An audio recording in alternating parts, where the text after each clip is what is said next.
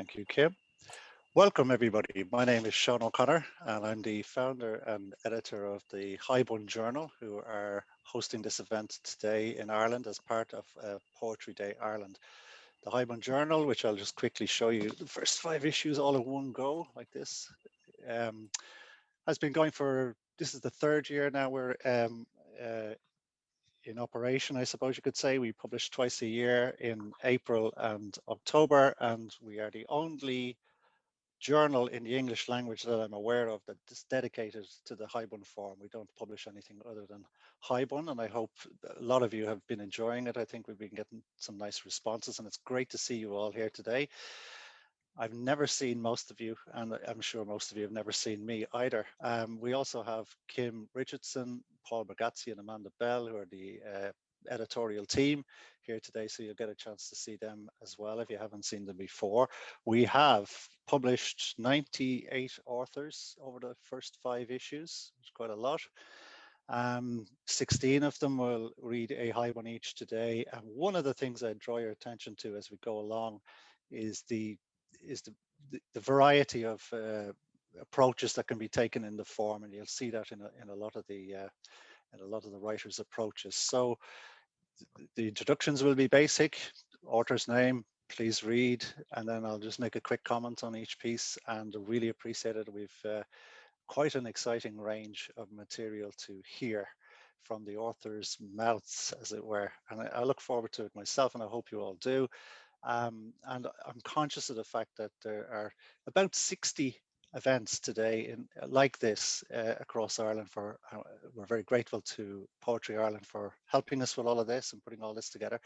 And a number of the authors will be moving on straight away for appointments at 7 o'clock with other readings that they're doing. So we will be watching the clock a little bit, but I hope you'll find it relaxing.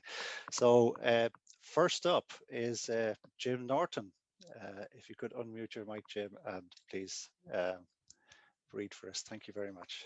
And you can do this when we're finished. Don't forget that bit. Thank you, Sean, and thank you, Kim, and hello, everybody. And I would like to read a piece dedicated to my great-great-grandmother, who was born in Malta in 1865.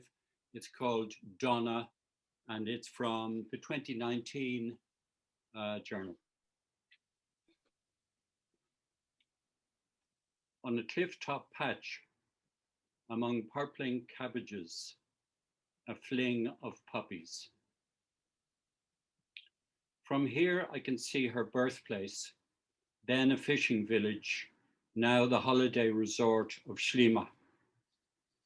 The glass cliffs of its apartment blocks and hotels shimmer in the near distance, seeming to float above the rocky shore. Will I find her there? Unlikely.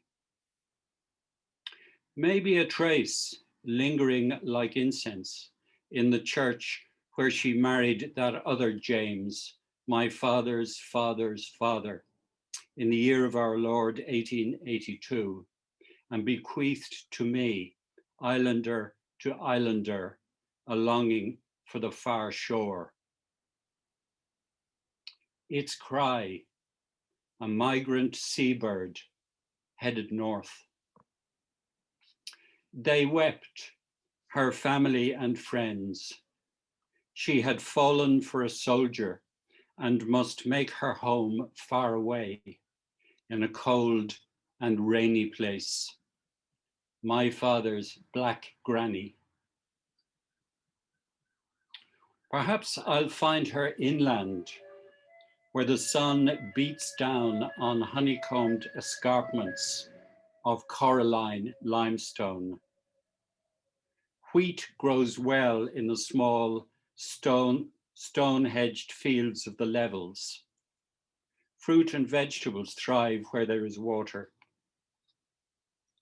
Its first settlers worked hard to channel and conserve it, and worshipped the fertile goddess, huge-hipped, prodigiously breasted, the Venus of Hagar Kim, the sleeping lady of Hal Safline, the skirted colossus of Tarzien Temple.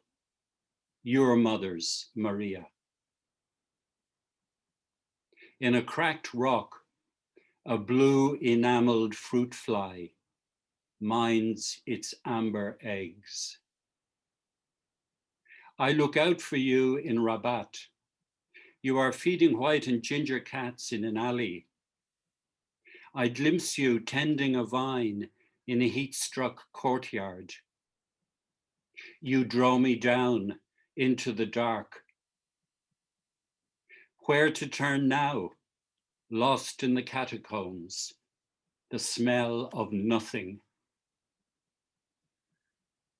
And out again, blinking into Medina, the woman who guided me through its labyrinth of back streets. Did you know her once? A neighbor's child? Between the castle and the basilica, the washing line.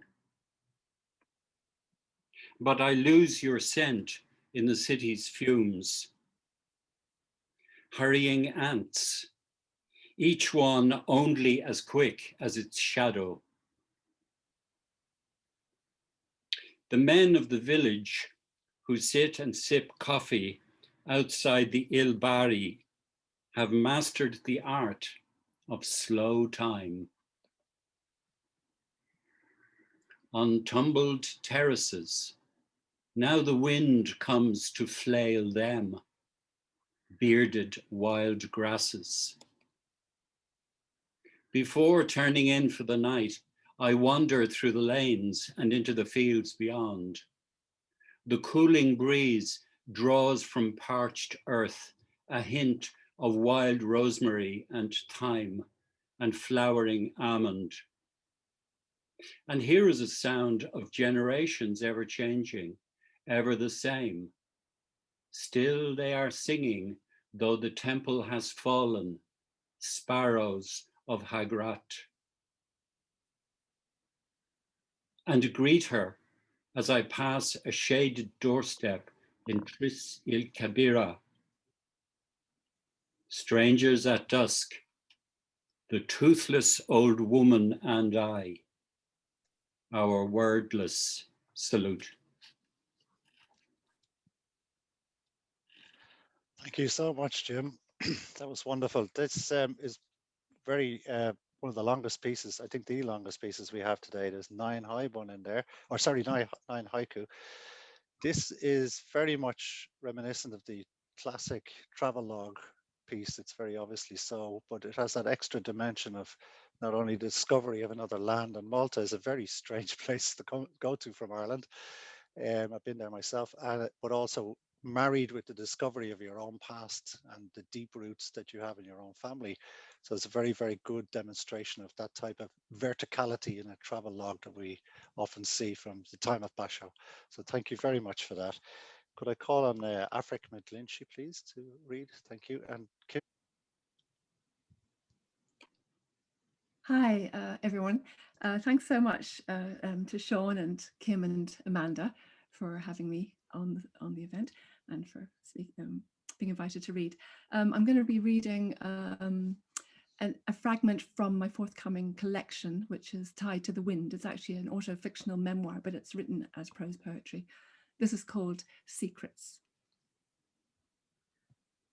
Lala of the Gleams won't let me lift a finger, especially when, the very first morning, I'm coiled in bed, sniffling, suddenly needing STs. Lala has something else in her cabinet. But won't I break the hymen? With all your running about, it's already been broken. Throwing back her head and laughing, husky, after my, what if I lose it inside? That's what the string is for, she says. In properly, and you can't feel it at all. She gives me eucalyptus for my chest. I shake out the cereal box, cornflakes rustling like leaves, into my bowl. Her tame robin on the table, nibbling at toasted crusts. We talk all day, drizzling honey and lemon on pancakes, and keep talking until the moon has crossed over the cottage. Shedding her Aran cardigan, Lala steps up onto a low table. shows me the Charleston. Good exercise for the legs, she winks. Gives me a hot water bottle for the cramps. And the haiku, my Irish self, hidden like a bird in back streets, collecting precious crumbs. Thank you. Thank you very much, Afric. I'm very struck in this one that for some reason these days we don't see punctuation used, and you've used it beautifully in the first line with a pause in the first line, followed, keeping the invisible pause at the end of the first line as well. So you've really generated very intent use of rhythm, which is strange, I say, because in Japanese it's actually a requirement to use punctuation, whereas we've stopped using it in English for some. So I very much welcome the piece, and it was very beautifully read. Thank you so much for that. Would we have Guy Stephenson, please, next? Thank you, Guy, if you unmute yourself. Thanks, Sean. This is a very short piece. I'm delighted to be able to read it here today. I live in northwest Donegal, and we like our mountains, and a couple of them appear in this. On Achlamore, sleet curtains erigal, soft raven croak drifts down. Suit coat open to the breeze, trousers of a different cut, tucked into Wellington boots, flat cap to ward off rain. With dog at heel, he strides his mountainside to count his sheep, casts a measuring eye over his world of moorgrass, rock, and heather. Passing, he acknowledges us with a nod, climbs up the hillside, intent. Gore-Tex clad and Finsulate soled, we consult a map, check compasses, find our bearings. Dog crouches. Sheep untie their restless knot, move on. Shelley. Thank you very much. Thank you very much, Guy. I'm interested to see in this piece, and the prose reflects a kind of senryu approach, that cousin of the haiku that highlights sort of the irony of the human experience, and you've really contrasted that well between this man on the mountain and your tinsellet clad selves, and it's interesting to see that really coming forward in the prose, and yet the haiku are still the haiku, and you didn't fall into senryu for the haiku, if you see what I mean. You let the prose do that, and thank you very much for that. Really appreciate it. Thanks for coming. And Pamela Muller, please.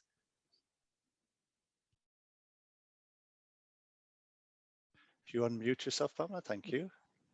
Hi, everybody. Thanks for inviting me, Sean, and happy Poetry Day to everyone. I'm going to read one called Grandpa's Pens. In his office, he kept a quill pen on his roll-top desk. Someone had chosen the goose feather for its strength and size, trimmed the keratinous shaft. Some hand had sanded it smooth, sliced the tip diagonally, and picked clean what matter remained.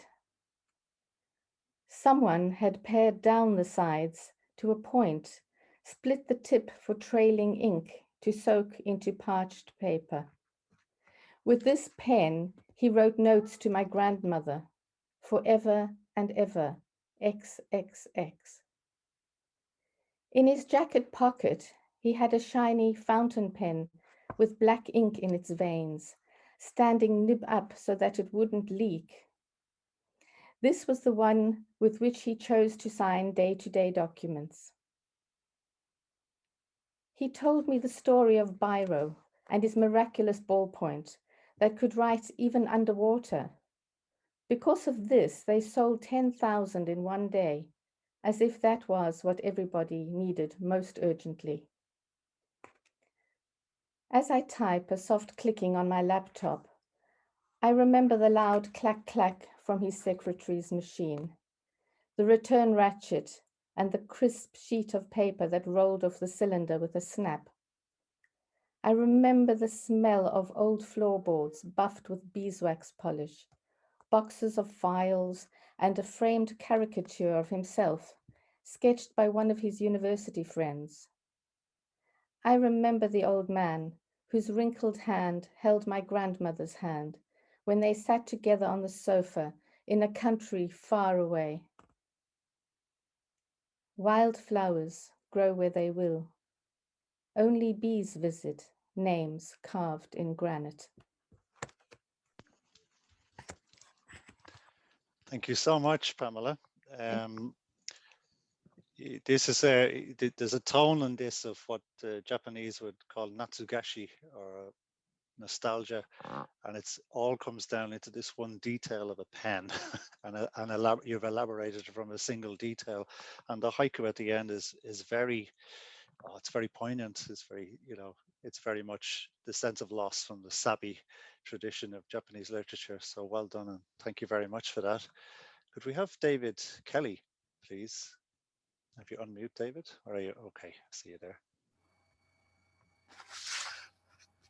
Okay, thank you very much, Sean. Thank you very much for this opportunity to read in the Haibun High Tea, and happy Poetry Day to everybody. My piece is called Within Without. Wherever we are, whatever the circumstances, we can always return to the breath. It's a constant process. While we live, we breathe. Mindfulness teaching reinforces this, yet to many it comes as a revelation. The process is so automatic, such a constant companion, that it's very easy to overlook.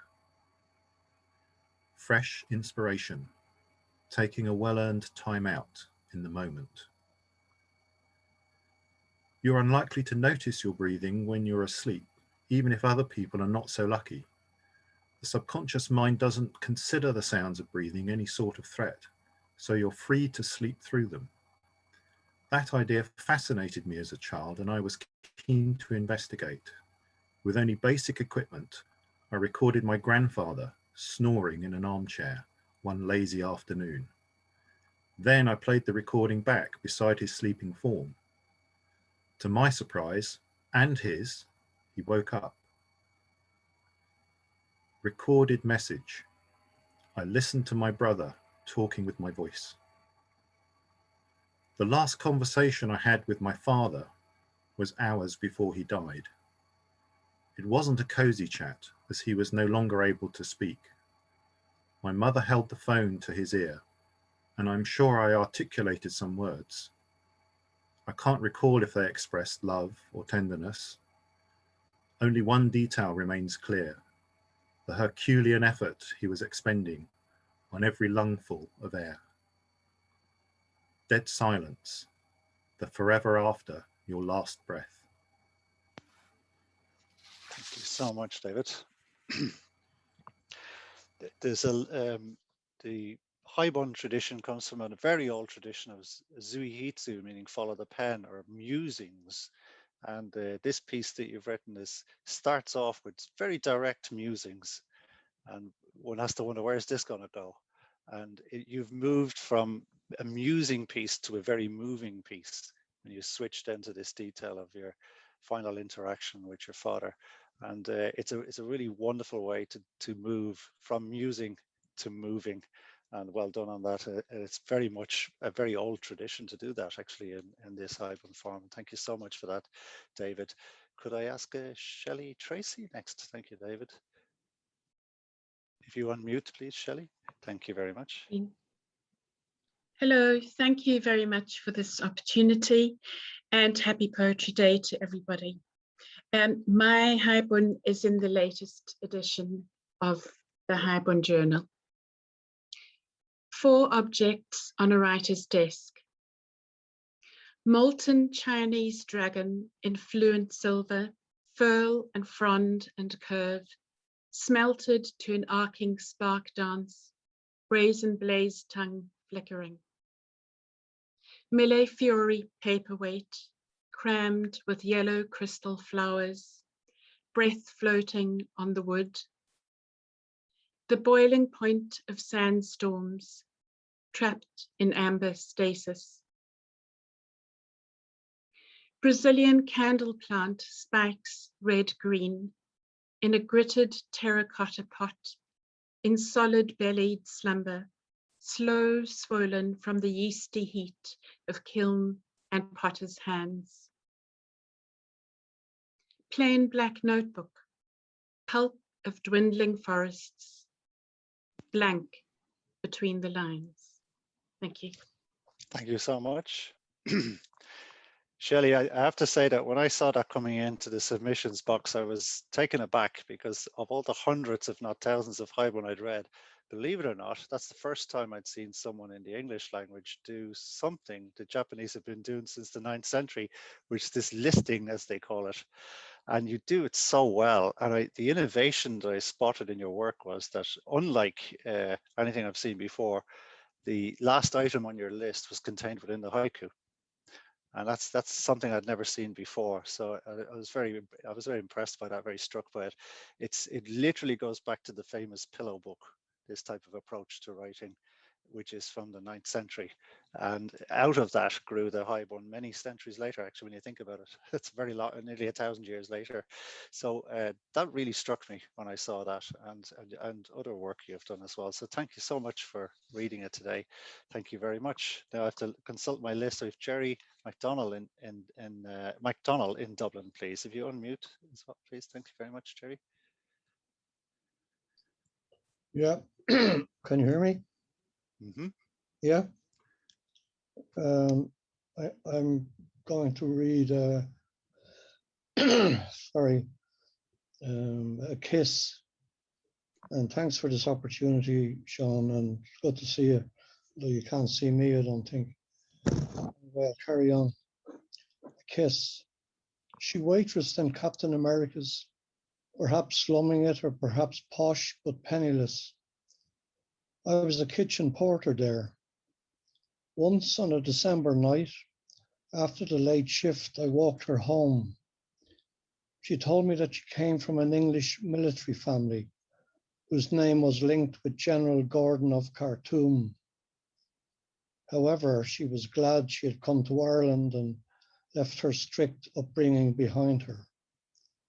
I told her I came from a long line of bakers, and we laughed. We reached her garden flat on the plush south side of the city. Her partner greeted her with a kiss and smiled at me as he closed the door on the cold. I was being gentlemanly, but also wished to kiss her wide, shapely mouth. I headed home to the tree-deprived North Inner City. On O'Connell Bridge, I stopped to look down at the dark, twisting waters of the River Liffey. I entertained the thought that I might walk her home again if the inclement weather kept up. One after another, on my lips, melting snowflakes. Thank you. Thank you, Gerry. Thank you so much. This is very much in the sabi tradition. You hear wabi-sabi spoken of a lot, which is a bit strange because they're two different aesthetics in Japan. But they often hear them married. Even the Japanese are doing it now. But this is very much in the sabi, or sabi-shi, loneliness and loss, and a real sense of nostalgia again for the past. Thank you very much for reading that, Gerry. It's beautiful. We have Roberta Beary. If you could unmute, to be great. Thank you, Roberta. This one's called The Two Fathers, from issue 2/2, Haibun Journal. Hometown visit. Sunlight hallows a dusty pew. I recite my brief litany of sins. Spilled milk on my sister's essay. Stole her pocket change. Said she wasn't home when some boy called. The priest grants me absolution, then opens a newspaper. I linger on the other side of the grill. I want to tell him about my father. The priest sighs, licks the tip of his pencil, and marks the paper. He repeats this procedure several times. At last, he looks up. Under the weak light of confined space, he blesses me, then makes a dismissive gesture with both hands. His paper falls against the lit screen. Yesterday's horse races, each line slashed with a row of X's. The priest's feral eyes identical to my father's. Home after a day at the track, pockets empty, breath laced with whiskey. I open the door of the confessional, meander to the lady chapel, kneel on red velvet, fold my hands, make a vow. Never again will I confess my sins. Outside, I see my sister smoking. She disengages from a group of boys, hands one her cigarette. We take the long way back. Neither of us mentions who is waiting for us. Votive candle, veins, hands spark, a prayer for the dead. So much. I almost didn't want to speak when you finished. I can be heard, okay? I'm not on mute, am I? Okay. Roberta, what's so striking is you're pushing the subject range here beautifully and in a very, very delicate way, because there's a lot in that. And it's seriously, it's got a serious depth to it, and the subject matter is not something people most typically associate with the form, but it's wonderful, and it's great that you're taking on such, it's ambitious stuff. I really appreciate it. So thank you so much for reading it too. Thank you very much. Could I have Robert Smith to unmute, please? Thank you, Roberta. Good evening, Sean, and good evening, everyone.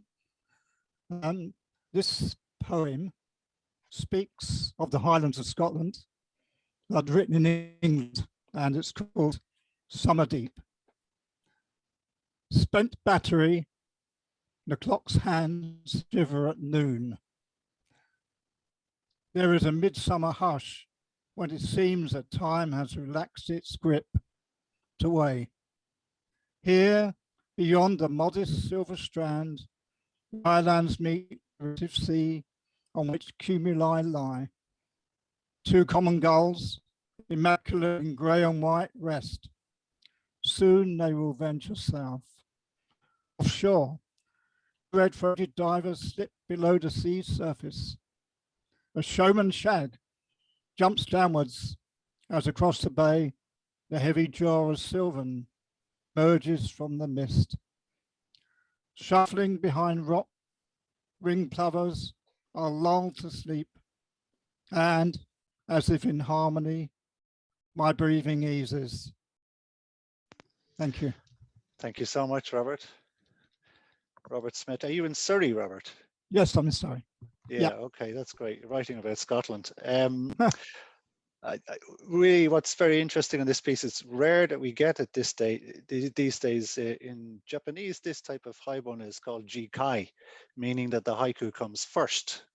And it's something that's just increasingly a rare fish these days.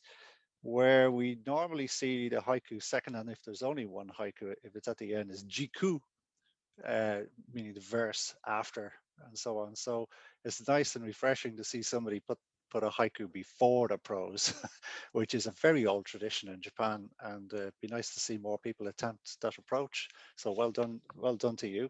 Thank you very much. Is Maeve McKenna in the house, as they say? Hi, Sean. Oh, hello, Maeve. Thanks for coming. I believe you ran out of work at 6 o'clock today, did you? Yeah, I don't mean did. you ran out of work, you ran out of work. Yeah, I need a comma. I need a comma. I run out of work every day. Brilliant. Yeah, so thank you for the invitation. I'm loving this. So I was in last year's issue 2.2. So my piece, Haibun, is Body as a Home for This Darkness. The white bowl, canteen style, holds a roast beef dinner. Each smooth dollop settles neatly on the spoon. Beside it, orange juice in a teacup, fortified with supplements and a thickening agent.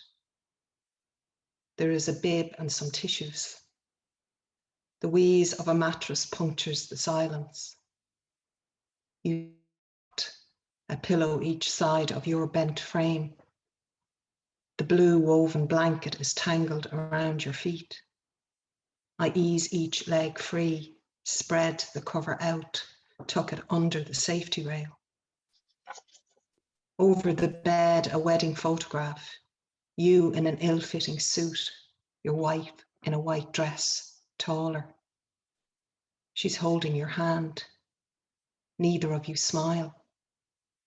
Your hair is a dull grey now, nails bitty and yellow.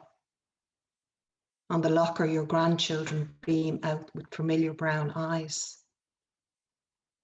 Placing just a drop on the spoon, I move it to your mouth, touch the rim gently against cracked lips, and tilt. I watch your neck contract, wait for the wet gurgling. Will it down the right way? Once you made raspberry jelly when my throat hurt. I'll ask if I can bring you some. Later, when the nurse explains she's applying antibiotic drops because your eyelids won't open and your eyes are crusted and sore. It's hard to know when you're awake or asleep. Your chest rising and falling is all we know. Dusk edges across the car park, the way out distant and fading. I close the curtains, read aloud some crossword clues. It's quiet, then dark. Ironed grey overalls, petrol scent on a face cloth. Da, dinner's ready. Thank you.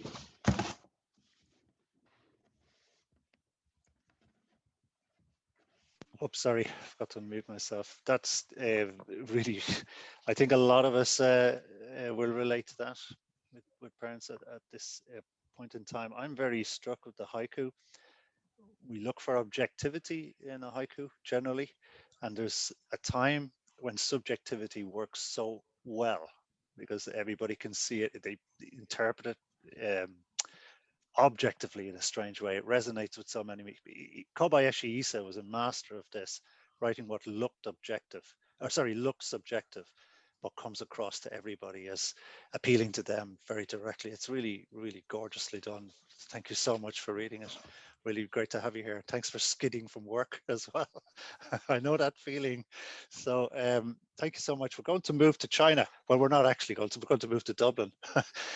Paul Bregazzi is one of the editorial team of the Haibun Journal, and he's going to read a piece set in China, but he's not actually in China.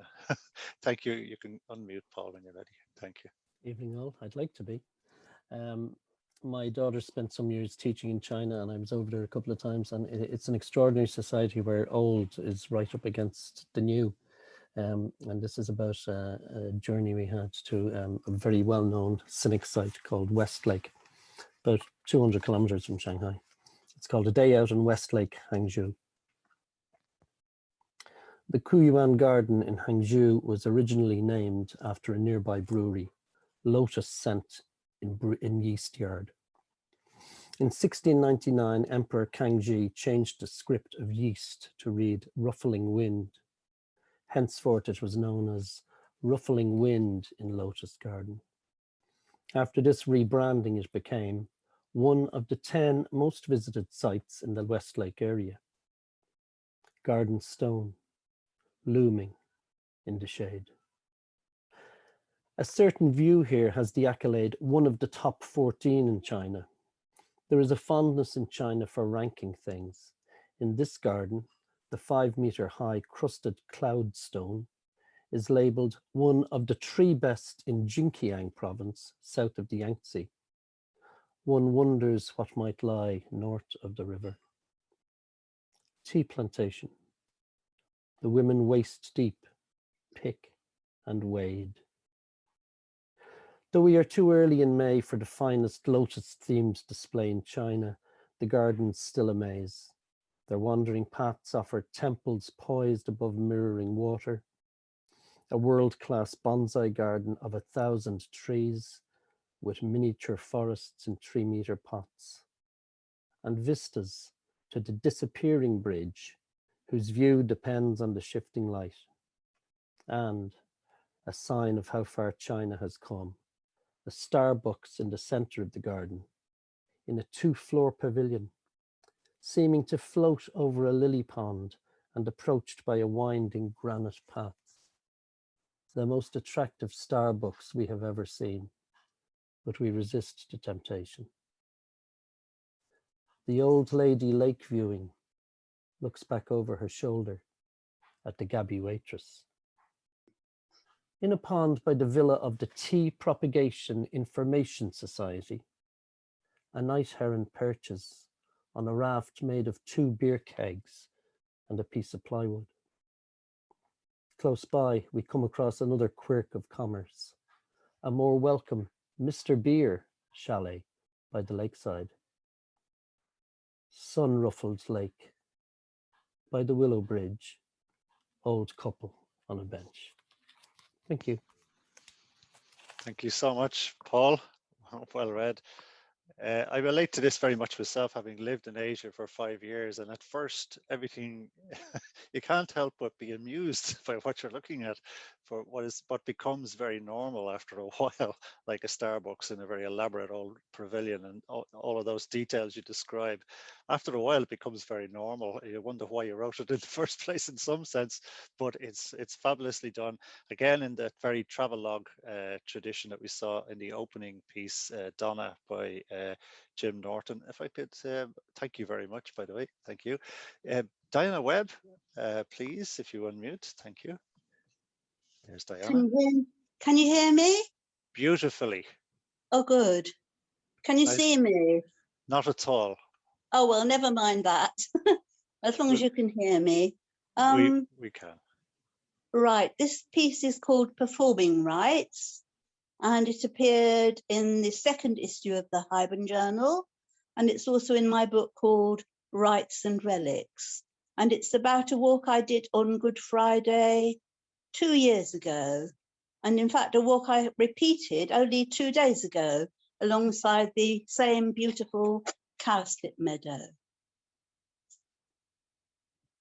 Caught in the last magnolia flower, full moon. And so, as well into April, the Easter weekend dawns bright and fair, I reflect that on Good Friday in my childhood, I would have to go to church and chant the litany, while outside the verges were dappled with dandelions. Cowslips, cowslips, echoing yellow, brimstone butterflies. But today, in the warm, warm sun, I walk a path, the Via Lepidoptera, a long way from the Via Dolorosa. High in a tree, a balloon's remains flash silver. Someone no doubt shed tears when it floated away. But now my pilgrimage is almost done as I dance my way home. In the kitchen, through the colander, drops of light. Thank you very much. Thank you, Diana. Thank you very much. A piece short on prose and high on haiku. There's 4 haiku in that piece, and not a great deal of prose to scaffold it, and you do it wonderfully. An option I love to see that when people really go for the haiku. So that's really a wonderful piece, and very nice final haiku to finish it. From Dublin, Mary White, could you unmute, please, Mary, and read us your piece, please? Thank you. Thank you, Sean. Oh, there you are. And Amanda. So I dedicate this to my father, Dermot Cook, who died in 2019. Patches of terrazzo. Early morning on old cobblestones, sunlight patterns.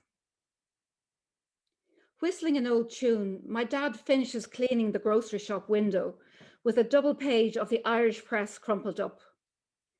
He adjusts his hearing aid, which is whining. Then he stoops his 6'7" frame and comes back inside. Shop floor, through the sawdust, patches of terrazzo. There are spatters of blood on the front of his white shop coat. He had splashed it while washing out the pork liver dish from the fridge the night before. There is a fresh one in the swastika laundry bag in the hall. The front and back are fused together with starch. Let me do it, Dada, I ask, because I love slipping my hand between the layers of stiff cloth and peeling it apart. He needs a clean collar for his shirt as well, so he asked me to get him one, and some new studs from the rack in the shop. Don't tell Grandma. I lost them at the dogs, he whispers with a wink. Using deft swoops, he sharpened his pencil earlier with a bohemian blade, and now he tucks it behind his ear, ready for the day's work. Hand in hand, stepping over cracks in the pavement. Thank you. Thank you so much. It's a long time since I've heard Bohemian Blade and Swastika Laundry, and I don't think I've ever heard them in the same breath. So it's a wonderful piece. It's very great emotional resonance. I think I've had comments about that piece actually from readers. They've really enjoyed reading it, and it's just very powerfully done. And thank you so much for that. Thank you, Mary. Keith Polette, please, from Texas, where all my exes live. That's just a joke. Keith, could you unmute and come in from the University of Texas, where he's currently? Can you hear me, Keith, if you unmute? How are you? Yes, how are you? And Great, thank you all for inviting me to this wonderful event. I'm going to read a poem called Galileo. It's from issue 2.1, and it's also in my book of Pilgrimage. Galileo. Tonight, standing before the frosted window, I noticed the moon, slender as an eyelash, fading in a slow descent. And I think about Galileo, not in his prime, when he witnessed the heavens whirling and darting like luminescent barn swallows, cavorting in the center stage of his telescope, but later, after he had been placed in lifelong house arrest. I picture him stumbling in his blindness, lurching from chair to table, holding the rounded head of a spoon and feeling not curved metal, but the contour of a new planet, one that sounds like a single musical note. Whitewashed chapel, the sun streaming through stained glass. Thank you very much. Thank you, Keith. That's wonderful. Keith's work pushes our imagination. He brings a very unique imaginative style to the work, and I think he brings you're always bringing the reader into another place, and you bring them very, very neatly to a very different and unexpected place in almost all your work. And that's a very good example of it too. Not something people immediately think of with the Haibun form, but I think it's increasingly common to take this kind of approach and style. So thank you very much for coming all the way from Texas to here. If I take Amanda and then I'll go back to George, is that okay, Amanda? I'm conscious of the time as well, that some people have to be out at 7 because they've other readings. So if you do need to leave in the next few minutes, just do so and we won't complain. It's been great having you all. So could we take Amanda, please? Thanks. And if you unmute, it'd be great. And then I'll get back to George, who'll be the last speaker. Thank you. Great, thanks very much, Sean. Great to see everybody here, and I've really enjoyed the readings. This is Hoppers and Daddies from issue 1-1. The feel of a hopper in the dome of your palms, the gentle twitch of him, the dark quiet. It's mayfly season, and you're on the sandy bay, hunting. There's a little wooden box for them, rectangular. One corner is hinged and lifts up on an elastic band to slip them in. There are gauze panels on the sides so you can count your catch. They jump against the solid lid. The muscularity of them, their hard carapace, legs like steel pins.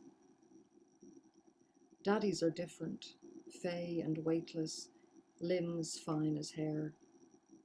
The squish of their bodies as they're threaded onto fishhooks.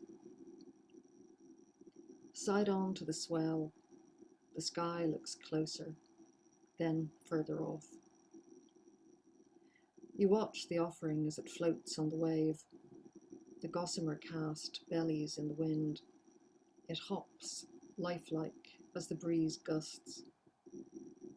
Down below, they watch it too, the wary fish. Sometimes they take it in their chilly mouths. Sometimes they swallow. Silver scales drift from the landing net, one by one by one. Thank you. Thank you so much. The Haibun form, of course, like haiku, are very much associated with nature. What a nature piece that is. It's really, really strong and delivered beautifully. Thank you so much, Amanda.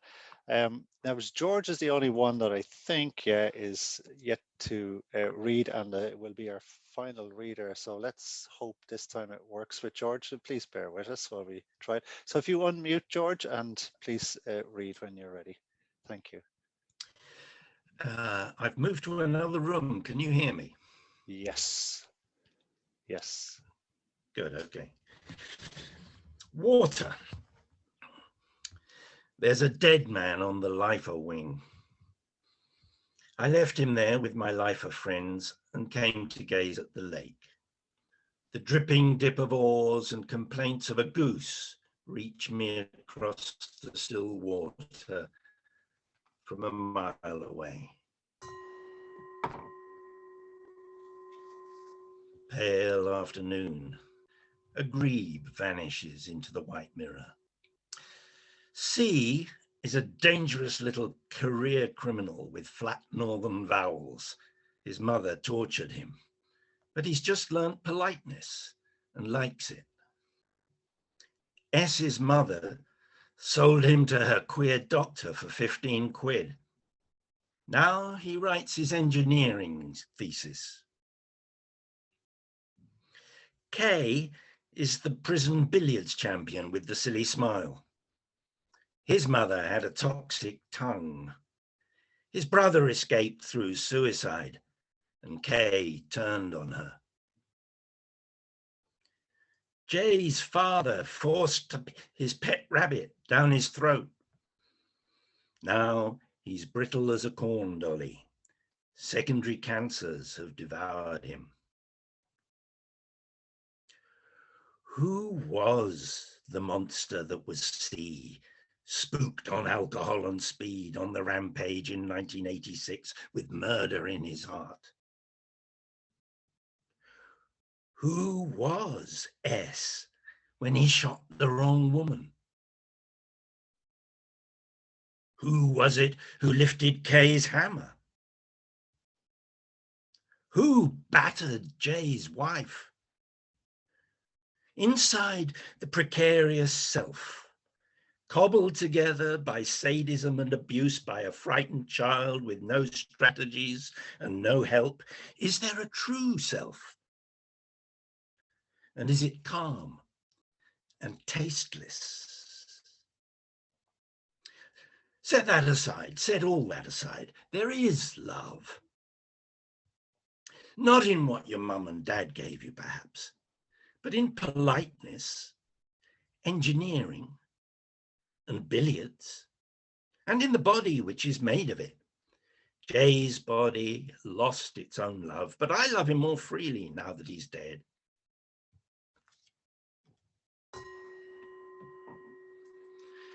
Pub lunch.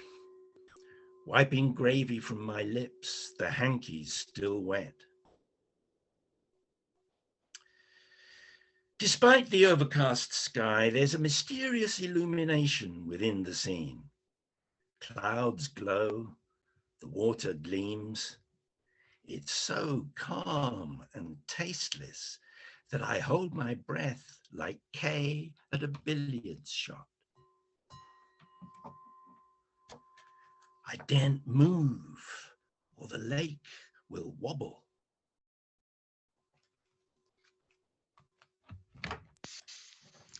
Thank you so much, George. I'm glad we got that in. That was so close. We are finished the reading, and we are running about over a few minutes late. I know one or two of the writers are moving on immediately, but we will leave the Zoom open for the next 20 minutes. Is that okay, Kim?